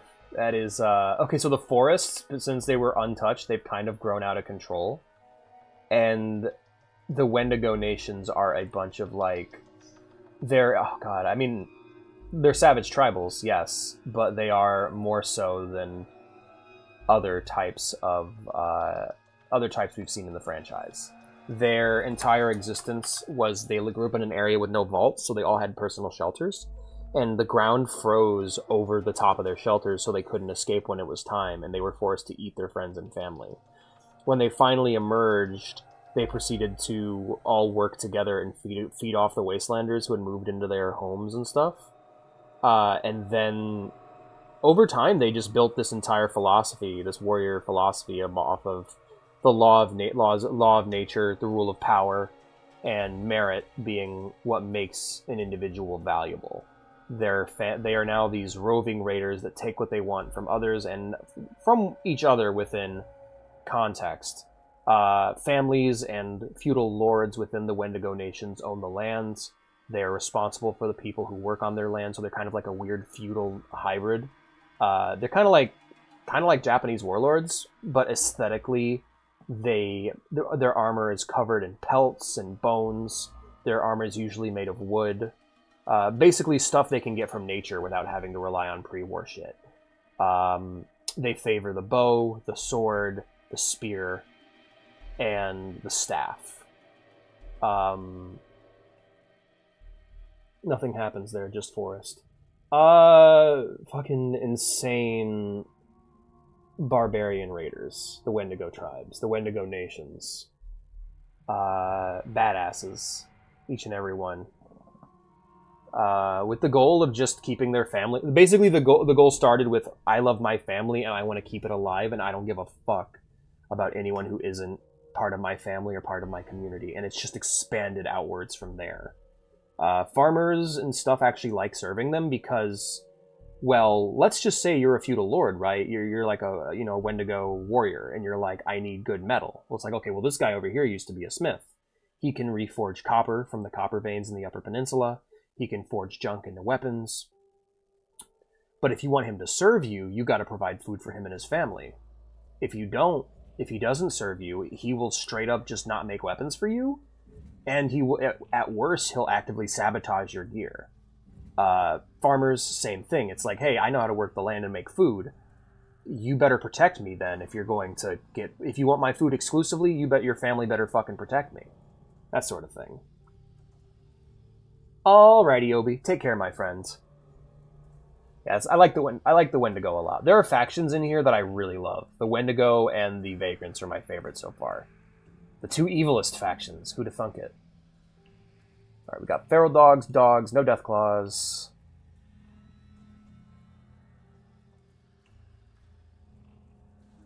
No geckos. The Yaoguai are being reflavored as... You know what? I think we can have Yaoguai. I think we've had enough... I think there's enough like travel in the wasteland for them to know what a Yaoguai is. The Yona's more powerful, though. The Yona's way more powerful. It's like a brown... It's an evolved brown bear. Okay, Mirelurks are interesting. We won't have Mirelurks, but we will have Lake Lurks. Nuka Lurk. Huh. That's all we got? Shit!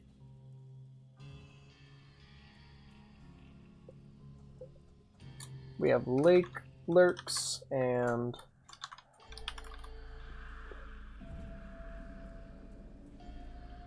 Lamprey, giant ants, moths...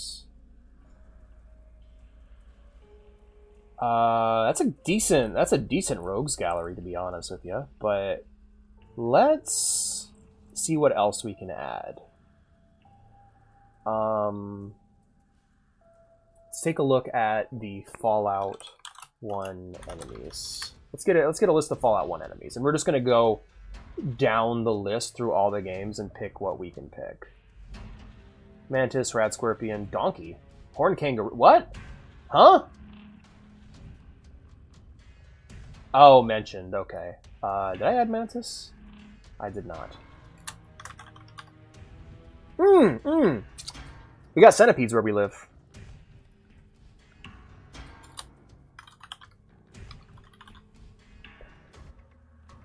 Hi, Liara. You being a good baby? Alright. Wolf, deathclaw, iguana, centaur, floater, giant catfish? Hell, that's cool. I'll rock with the giant catfish, sure. We need aquatic enemies, so I will call them... Yeah, I'll just put giant catfish and we'll figure it out from there. So we have tons of catfish where we live.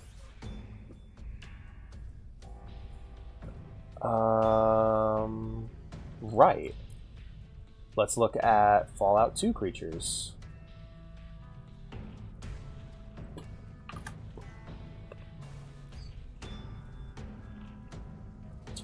Alright, ghoul, humans, Giant ant, mantis, Brahmin, dog, cyberdog, wolf, deathclaw, gecko, iguana, centaur, floater, spore plant, wanaminga.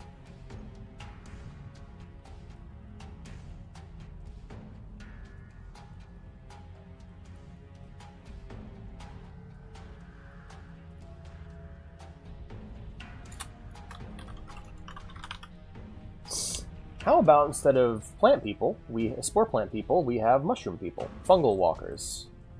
Creatures from beneath the ground that emerge and are damn near unkillable. But not hostile. They just kind of go where they go. They wander. People aren't sure what they do, but those who try to attack them... People are... But what's interesting is their mushroom is actually really edible. It's not poisonous at all. So if people who've managed to kill them have tons of food. But they're hard to kill. They're very tough. And they're... Not because they don't lose... Not because they have a lot of health. Or, sorry. Not because their defenses are impenetrable, but because they have a shit ton of health and they regenerate it really fast. Alright, so that's our Fallout 2 enemies. Let's look up Fallout Brotherhood, or Fallout Tactics enemies. Oh, they got wasps. Shit. Okay, Beast Lords. What the fuck is a Beast Lord? Boom Bug. Because, like, Fallout Chicago's the Fallout, ooh. That's fucking cool. I don't want to add them, though, unless I know what happens to them, so we'll hold off for now. Giant Rat Wolf. Hairy Deathclaw. Ew.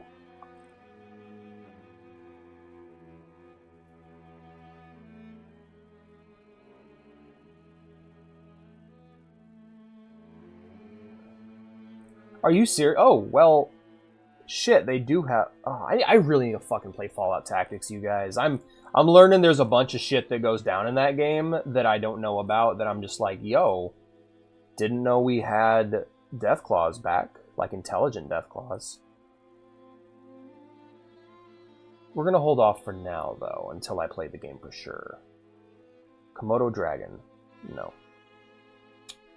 Well, that pretty much sums that up. Oh, robots! Shit, I forgot! There's all kinds of... They didn't list the robots in Fallout 1 and 2. We'll go over the robots after we're done here.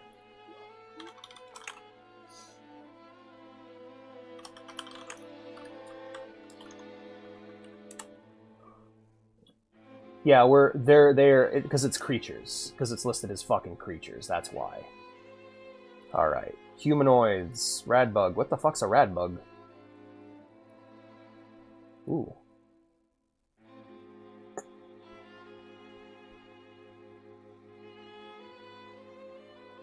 Yeah, fuck it. Radbug, sure, why not?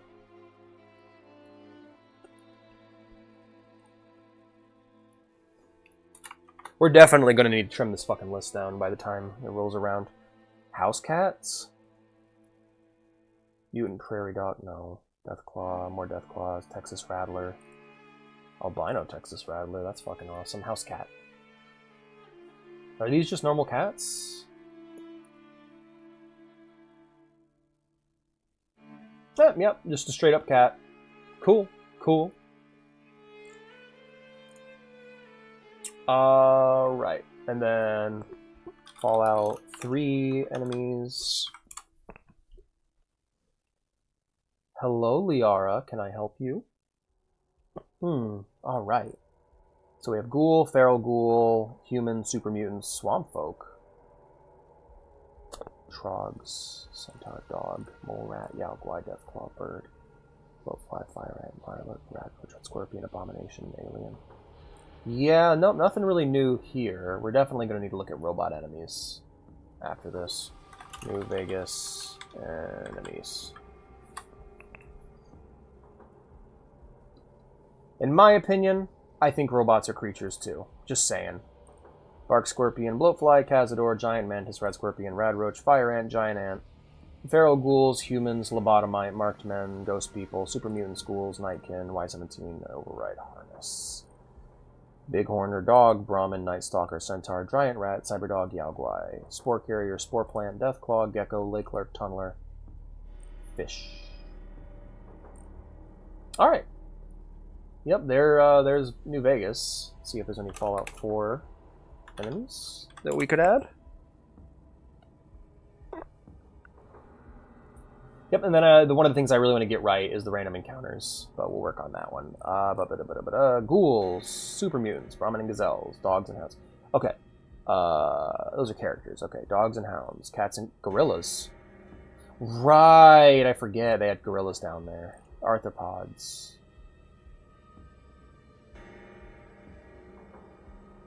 Huh. Stingwings! Yes, that should definitely be a thing.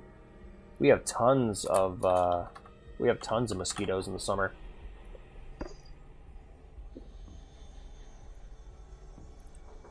Bloodworms. Oh shit. What are these? These were new to me. I have not done any of the DLC in Fallout 4, by the way. Be a good basis for my worm enemies. Yeah, totally. Aliens, birds, fish, lobster, barnacle, ghoul, whale, catfish, dollfish. Gulpers. Oh, gulpers. We should definitely have some of those. So I'll go ahead and add gulpers to the list.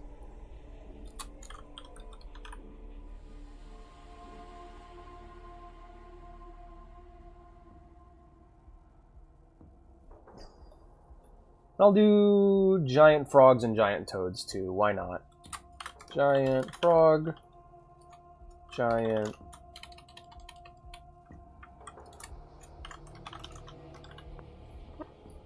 toad. Radbat. Oh, hey! That's where the Scorch Beast comes from, huh? Right. So, and now we are at Fallout 76 creatures. 76 creatures. A game I have played the least of out of all these. Wait, no, that'd probably be Tactics or Brotherhood of Steel. At least they have creatures and robots here. That's cool. So I can make a good list here. Hello, Liara. I know, baby. I know. I'm gonna get you your food here in a minute. Okay.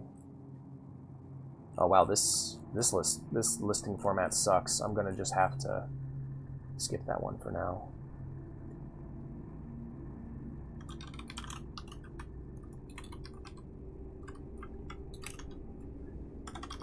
Fallout 1 robot enemies. Here we go.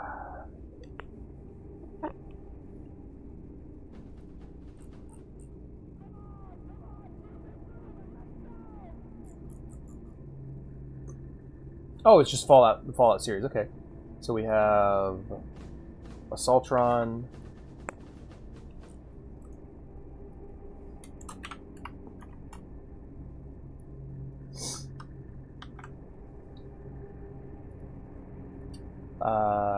Assistant robot? Oh, that's pretty basic. I like that. And there's a lot of robots. Alien turrets, assistant robot, automated turret, automatron, autocannon. Yeah, autocannon's definitely going to be a thing there. Autocannon, the STU.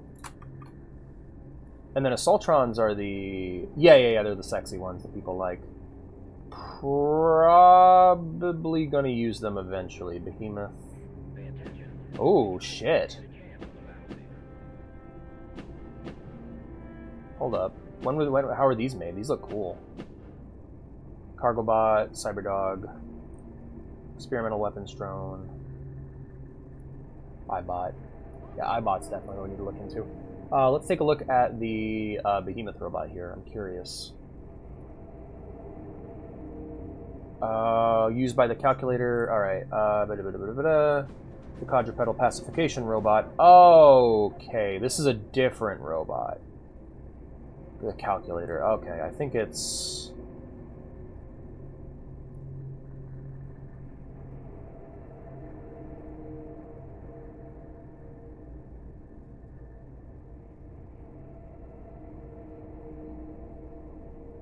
Huh.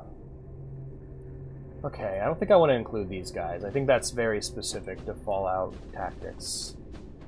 Cargobot, Cyberdog, Weapons Drone, iBot, Festus.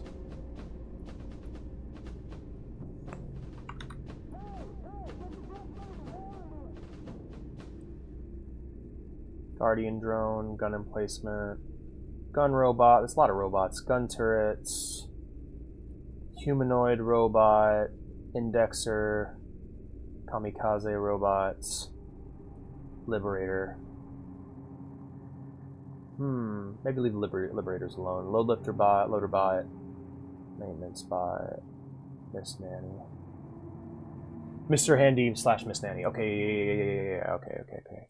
Mr. Hand. Okay, we got to get all the Mr. and Mrs. in there. Now, which one did I add? iBot. Okay. DEY. Home on the wastes. Home.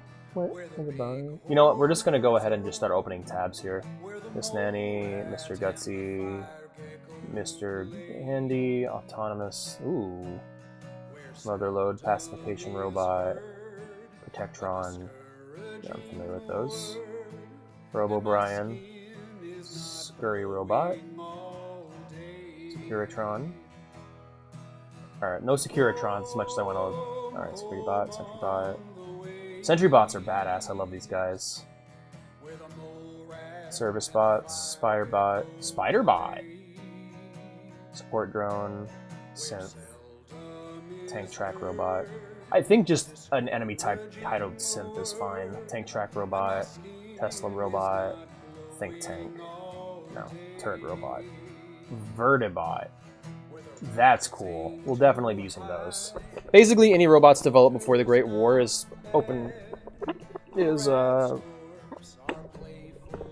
perfectly fine. I think the streams, though, kind of, as at this point, we've kind of run out of steam. Good stream. Thank you all for being here, friends. I'm going to go ahead and copy the last of these enemies over. And the next time we do this, we'll probably be working on random encounters and enemies. So there might be a little bit more spoilers going on, but the warning will be there, and if people want to get spoiled. Yeah, we're all heading to bed. We're all tired. That is perfectly okay. Thank you all for being here, friends. I had a wonderful time. Tomorrow, we are going to be watching in the Discord. Okay, I'll do my actual closeout. Thank you all for being here, friends. If you enjoyed the stream and you're new here, be sure to follow. If you want to see more from me, or if you just want to hang out, be sure to join the Discord down below. And finally, if you want to support the stream, help it grow, and help me achieve my goal of getting a new mic to replace this terrible one, be sure to subscribe. Subscribers gain access to the special subscriber channel, and they will also be able to hang out and talk in VC during movie nights. Our next movie night is tomorrow at 4 p.m. Eastern. We're going to be watching On the Beach and The Forbidden Planet, two movies that influenced Fallout immensely. This is Fallout month, so we're going to be doing everything Fallout-based. Also, if you don't want to subscribe quite yet, that's fine. This Friday, we are going to be doing a Fallout Brotherhood of Steel subathon. This is a Fallout game that I have never touched before.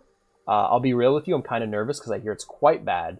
However, it is the only Fallout game with 2-player local co-op, meaning I'll get to bring my girlfriend along, which will make it a lot more fun. And if the amazing Fallout 76 session from last week has taught me anything, bad games are more fun with friends. All right, my friends. Thank you all for being here. And we're going to go ahead and give another Fallout streamer a raid. Unless there isn't one. Then we'll raid a friend.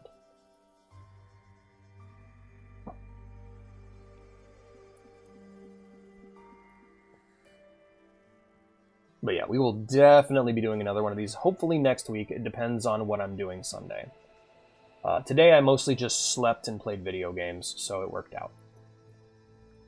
Same category. Alright, Donatello Duros is playing Fallout 1.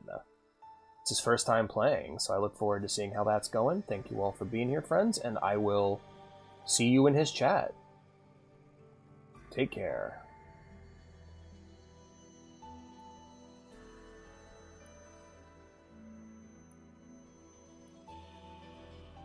Where the Gruffalo roams. Gruffalo. And it's raid time. Take care.